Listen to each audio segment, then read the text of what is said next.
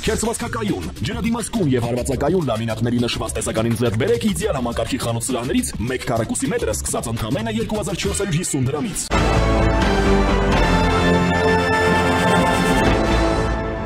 Ողջույն, դուք դիտում եք առաջին լրատվականը, ես Ժիրայր Ոսկանյանն եմ, զրուցակիցս Սիրանագետ Տիգրան Դավուդյանը։ Բարև ձեզ, ողջունում եմ ձեզ։ Շնորհակալություն, պարոն Դավուդյան, եւ այսպես եւ Միացյալ Նահանգները ասացին եւ Իրանը ասաց, որ ապրիլի 10-ին բանակցություններ 12-ին, ապրիլի 12-ին բանակցություններ են տեղի ունենալու Օմանում Իրանի եւ Միացյալ Նահանգների միջև։ Միացյալ Նահանգներն ասում էր, որ դրանք ուղիղ բանակցություններ են, Թրամփն էր ասում, իրանական կողմը ասում էր, որ դրանք ուղիղ բանակցություններ չեն, այնուհետև Սպիտակ տունը հայտարարություն տարածեց, պնդելով, որ դրանք ուղիղ բանակցություններ են եւ այլն։ Ուղիղ են, ուղիղ չեն, կարևոր է այդ բանակցությունները կան, հա։ Այս բանակցություններից հիմնական ակնկալիքները որոնք են լինելու, որովհետեւ դրանք ուղեկցվում են նաեւ Միացյալ Նահանգների կողմից էլի շարունակական սպառնալիքներով։ Այո, սպասելի էր, որ Իրան եւ Միացյալ Նահանգներ բանակցությունները հիմա ընթանան դիվանագիտական ճանապարհներով եւ սպառնալիքները, ինչպես անցյալ անգամ էլ մենք խոսել ենք, բնական է, երկու կողմն էլ օգտագործել են այդ սպառնալիքները իրենց այսպես ուժային լծակները գործադրելու համար։ Հիմա հետաքրքիրը հետեւյալն է, որ թե հրեական պետությունը եւ թե հրեական լոբինգը Միացյալ Նահանգներում անընդհատ ճնշում են Միացյալ Նահանգների իշխանություններին, որպեսզի ռազմական միջամտության դիմեն Իրանում, բայց Ամերիկայի ղեկավարությունը դրանից խուսափում է։ Ամերիկայի նախագահը ճնշումներով, հատկապես տնտեսական ճնշումներով եւ հսկայական զինտեխնիկա տարածաշրջան փոխադրելով ստիպում է իրանցիներին, որ անպայման բանակցության սեղանի շուրջ նստեն։ Եվ տեսեք ինչ հետաքրքիր բան պատահեց։ Այդ բանակցությունները, որ տեղի են ունեցել եւ շաբաթ օրը պետք է շարունակվեն, իրանական կողմը գաղտնի էր պահել, բայց ամերիկյան կողմը թե Իսրայելի վարչապետին հրավիրեց Ամերիկա, դուք նկատի ունեցեք, որ Թրամփը իր իշխանության 3-րդ ամսին 2 անգամ Ամերիկայում ընդունել է Իսրայելի վարչապետին։ Ինքը դեռ շատ երկրների ղեկավարների չի հանդիպել, բայց 2 անգամ հանդիպել է Նաթանյահուին։ Նաթանյահուին հրավիրեց Սպիտակ տուն եւ այդ իրենց մամուլի հարցազրույցի ընթացքում հայտարարեց, որ մենք շաբաթ օրը բանակցություններ ունենք։ Դա նաեւ ուղերձ էր Իսրայելին, որ տեսեք, ես դիվանագիտական ճանապարհով կհասնեմ այդ նպատակին, որ թե Միացյալ Նահանգներն ունի եւ թե Իսրայելը։ Նպատակը ինչ է? Նպատակը Իրանի միջուկային հնարավորությունների չեզոքացում, որի համար իհարկե կան վիճելի կետեր։ Շատ լավ։ Իսկ որքանով եք հավանական համարում, որ այդ բանակցությունները հաջողելու են, որովհետև Թրամփը ասում է, եթե դրանք չհաջողեցին, այսինքն գործարք չեղավ, ապա Իրանին սպառնում են էլ ավելի կոշտ պատժամիջոցներ։ Այո, պատժամիջոցները մասամբ իրենց արդյունքը տվել են, որովհետև Իրանի Իսլամական Հանրապետությունը հիմա ունի տնտեսական խիստ դժվարություններ, պատժամիջոցները շատ խիստ կերպով ազդում են իրենց տնտեսության վրա եւ Իրանը չի կարողանում վերջին ամիսների, նախորդ տարիների նման նավթ վաճառի եւ Իրանի հիմնական մուտքերը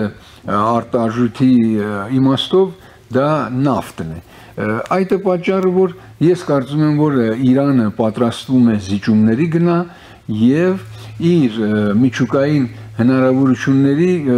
մեծ մասից երևի հրաժարվի։ Հիմա սրա համար էլ կան տարբեր մոտեցումներ։ Մենք գիտենք, որ արդեն Չինաստանը եւ Ռուսաստանը որպես Իրանի լավագույն պաշտպաններ եւ բարեկամներ 2 անգամ հայտարարություններ են կատարել։ Չինաստանի հայտարարությունը ավելի կոշտ էր։ Չինաստանը հայտարարեց, որ այս իրավիճակի պատասխանատուն Միացյալ Նահանգներն է եւ հենց Թրամփն է, քանի որ Թրամփը խափանեց 2015 թվականի համաձայնագիրը եւ 2018 թվականին Ամերիկայի ստորագրությունը հետ վերցրեց։ Ռուսաստանն էլ ասել է, որ այս բանակցությունները պետք է լինեն միջուկային հնարավորությունների սահմանափակման շրջանակում եւ ուրիշ հարցեր չպետք է քննարկվի, քանի որ մենք գիտենք Ամերիկան այլ պահանջներ եւս ունի։ Իսրայելի վարչապետը Ամերիկայում շեշտեց, որ պետք է, այսպես ասած, լիբիացում լինի։ Հիմա լիբիացում ինչ է նշանակում, քանի որ Լիբիայի ամբողջ միջուկային հնարավորությունները վերացրեցին, անգամ ոչ մի գրամ ուրանիում այլևս չթողեցին նրանց մոտ։ Իրանի պարագային, բայց այդպես կարծում եմ չլինի, քանի որ հենց մի շարք արևմտյան շրջանակներ ասել են, որ Իրանը գոնե միջև 5% հարստացած ուրան պետք է պահպանի իր գիտական բժշկական կարիքների համար։ Իսրայելը պնդում է, որ չէ, բոլորովին չպետք է ունենա, բայց իրանցիներ ասում են դա անհնար է եւ որոշողը Իսրայելը չի։ Իսկ ով է որոշողը։ Դե բոլոր դեպքերում պետք է տեսնենք այդ խորհրդակցության արդյունքը ինչ կլինի, մի ուրիշ շատ հետաքրքիր բան կա։ Տեսեք, Իրանի կողմից մասնակցում է արտաքին գործերի նախարար պարոն Արաղչին, բայց Միացյալ Նահանգների կողմից ոչ նախարար է մասնակցում, ոչ անվտանգության գծով խորհրդական, այլ մասնակցում է պրեզիդենտի խորհրդականներից, մտերիմ ընկերներից մեկը, որի միջայլոց ինքն էլ հրյա է, պարոն Ստիվ Վիտկոֆը, եւ ինքը արդեն թե Ուկրաինայի թղթածրարով, թե Ղազայի թղթածրարով եւս դերակատար է եղել եւ հայտնի է որպես ավելի տնտեսագետ, քանի որ մենք գիտենք, որ Սպիտակ տան հիմա երկու թիմ է աշխատում, մեկը ավելի ռազմական, մեկը ավելի այսպես գործարարներ, բիզնեսմեններ, դրանցից մեկը Վիտկոֆն է, մեկն էլ մենք գիտենք Իլոն Մասկն։ Այո, Մասկը։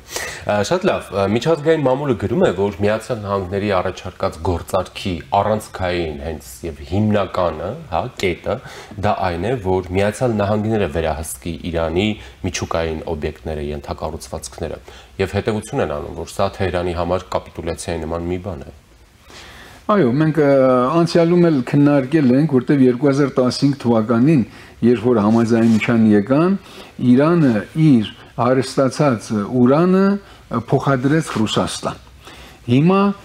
տեսնենք արդյունքը ինչ կլինի։ Այստեղ քանի հարցեր կան։ Նախ պահանջում են, որ Իրանը իր այդ ցենտրիֆուգերը բոլորը պետք է ապամոնտաժի եւ հարստացած ուրաններն էլ կամ պետք է նոսրացնի, հասցնի 5%-ի եւ երևի մեկ մասն էլ պետք է նորից երկրից հանի։ Ես չեմ կարծում, որ Իրանը թույլ տա, որ Ամերիկան դա հսկի, ավելի տրամաբանական կլինի, եթե ՄԱԳԱՏԵ-ն հսկի, որտեղ դա ՄԱԳԱՏԵ-ի ֆունկցիան է։ Այո, ՄԱԳԱՏԵ ասացիք, հիշեցինք, Գրոսին է, չէ՞, սպասվում, որ Գրոսին նախագահն է եւ Իրան, եւ նա ասաց, որ մեկնում է Իրան, որպեսզի կանխի ռազմական միջամտությունը, հա։ Ինչպես է կանխելու, օրինակ, ՄԱԳԱՏԵ-ի գլխավոր քարտուղարը, հա։ Նրա ամեն այցերից հետո կարծես թե առանձնապես որևէ բան չի փոխվում, հա, գալիս են իրենց այսպես ստուգումներ անում գնում։ Այո, պարոն Գրոսի զեկուցագիրը շատ կարևոր, որովհետև թե եվրոպական եռյակն է սպասում այդ զեկույցին, թե ՄԱԿ-ի անվտանգության խորհուրդը, Միացյալ Նահանգները բոլորը սպասում են այդ զեկույցին, որովհետև եթե ինքը զեկուցի, որ ամեն ինչը բնական հունով է ընթանում, մեծ խնդիրներ չեն առաջանա, բայց եթե զեկուցի, որ հարստացած ուրանը չափից ավել է եւ չի կարելի, այդ դեպքում եվրոպական եռյակը պատրաստվում է, որ Իրանի թղթածրարը փոխանցի ՄԱԿ-ի անվտանգության խորհուրդ, դա կոչվում է ձգանի մեխանիզմ եւ մինչեւ հոկտեմբեր ամիս դրա համար ժամանակ կա եւ Իրանը դրանից շատ մտահոգ է։ Իրանը մտահոգ է, որ եթե իր թղթածրարը նորից փոխադրվեց անվտանգության խորհուրդ, պատժամիջոցները ավելի կսաստկանան։ Եվ Իրանի ղեկավարները այդքան խոհեմ են, որ հանուն իրենց պետականության պահպանման չեն թողնի, որ այդպիսի անկայուն վիճակի մատնվի երկիրը, քանի որ իրենք քանի խնդիրներ ունեն։ Մեկ տնտեսական վիճակը շատ վատանում է եւ դրա հետևանքով սոցիալական պայթյուն կլինի։ Երկրորդը իրենք շատ մտահոգ են թշնամական երկրների վերաբերմունքից, որոնք պատրաստ են հոշոտեն Իրանը եւ քանի կողմից ուզենան, որ անջատողական շարժումներ ստեղծեն Իրանում, նաեւ հիմա իրավիճակը փոխվել են իմաստով, որ Իրանը 2015 թվականի Իրանը չի, որ կարողանում էր այդ բանակցություններում ինքը թելադրող լիներ, քանի ինքը այն ժամանակ մեծ լծակներ ուներ Սիրիայում, լծակներ ուներ Լիբանանում, բայց հիմա մի քիչ այդ լծակները կորցրել է, դա մեկ, երկրորդը երկրի առաջնորդը ավելի հառաջացած տարիքում է եւ դա էլ մտահոգում է երկրի ղեկավարներին, որ ինչ պետք է լինի ապագան, դրա համար իրենք հիմա շատ պահպանողական են մոտենում եւ պատրաստվում են Օմանի այդ բանակցություններին, ինչպես դուք ասացիք, հիմա ուղղակին կամ անուղղակին այդքան կարեւոր չի, ես կարծում եմ, որ այսպես Ամերիկան եւ Իրանը, Թրամփը եւ Իրանի ղեկավար Խամենեին նաեւ այսպիսի մի եզրակացության են ասել, որ իրար հեղինակությանը չվնասեն, որտեղ Թրամփը անդադ ասում է տեսակ, վերջը ես հասա իմ նպատակին, որ ուղղակի բանակցություններ կլինի, այս կողմից էլ Իրանն ասում է չէ, մենք դեռ պատրաստ չենք, որ Ամերիկայի հետ ուղղակի բանակցենք, միջնորդավորված կլինի։ Ես հիմա ենթադրում եմ շաբաթ օրը պետք է այդ հանդիպման Օմանի արտաքին գործերի նախարարն էլ նստած լինի, բնական է, որպես յուրընկալ երկրի ներկայացուցիչ ինքն էլ կնստի եւ առաջի փուլում երակոմ կլինի, հետո երևի նախատեսություն կա, որ կառանձնանան եւ կշարունակեն։ Շատ լավ։ Տեսեք, դուք ասում եք միջավայր հարևաններ, որոնք պատրաստ են հոշոտել Իրանին։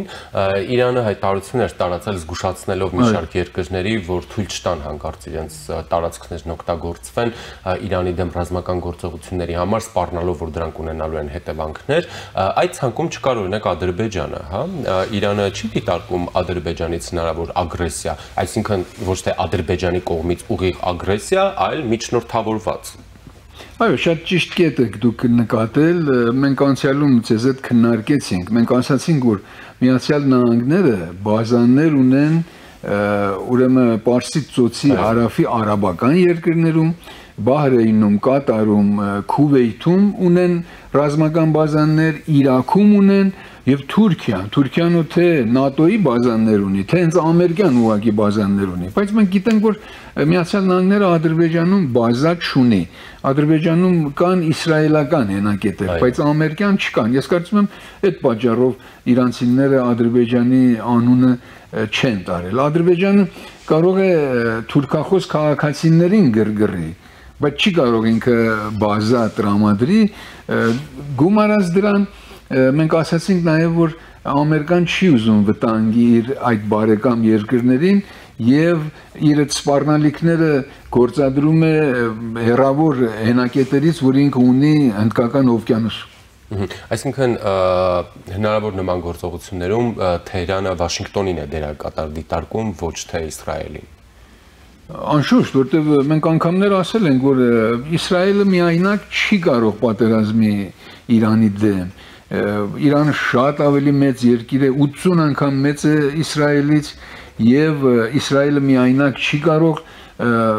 հիմնական վնաս հասցնի Իրանի այդ միջուկային կետերին, որոնք մեծ մասը սարերի տակ են եւ շատ լավ պահպանված են եւ փորձագետների կարծիքով 60-ից ավել կետեր ունի եւ մենք հիշում ենք, որ Իրանը երկու անգամ 200-ից 300 հրթիռ նետեց Իսրայելի վրա, դուք պատկերացրեք, եթե արևմուտքը չոժանդակեր Իսրայելի վիճակը ինչ էր լինում։ Դրա համար Իսրայելը անընդհատ փորձում է Ամերիկային ներքաշի այս խնդիրներում,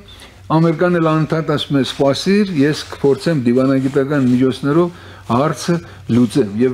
Թրամփ հիմա երկու կողմից իհարկե ճնշման տակ է, թե տեղական լոբինգի եւ Իսրայել պետության կողմից, բայց մյուս կողմից էլ ինքը անընդհատ խոստացել է, որ ես պատերազմներին դեմ եմ, ես եկել եմ, որ